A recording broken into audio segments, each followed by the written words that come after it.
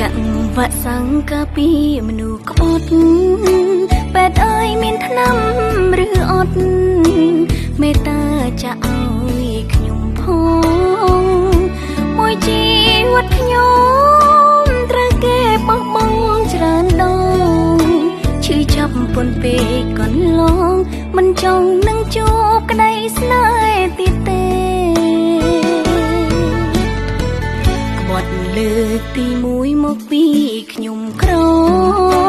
ទី2ព្រោះខ្ញុំមិនល្អមិនស្រឆាតឆាយដូចគេក្បត់លើកទី3ទី4ព្រោះប្រចិត្តរេថ្ងៃនេះទ្រាំមិនបានទេត្រូវចាំងវាក់សាំងបង្ការវាម្ដងវាក់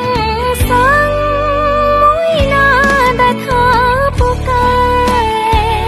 អាចរក្សាស្នេហ៍កុំឲ្យរកមកវាឆ្លងរោគនេះសាហាវខ្ញុំឈឺស្ទើរខ្សែច្រើនដងពេលរោគរឡើងម្ដងត្រូវដេកព្យាបាលមិនហ៊ានចេញក្រៅ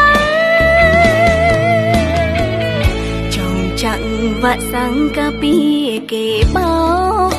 ខ្ញុំឆ្អែតនឹងភាពសោយសោកព្រោះជួបតែមនុស្សចិត្តខ្មៅប្រតិកម្មវាក់សាំង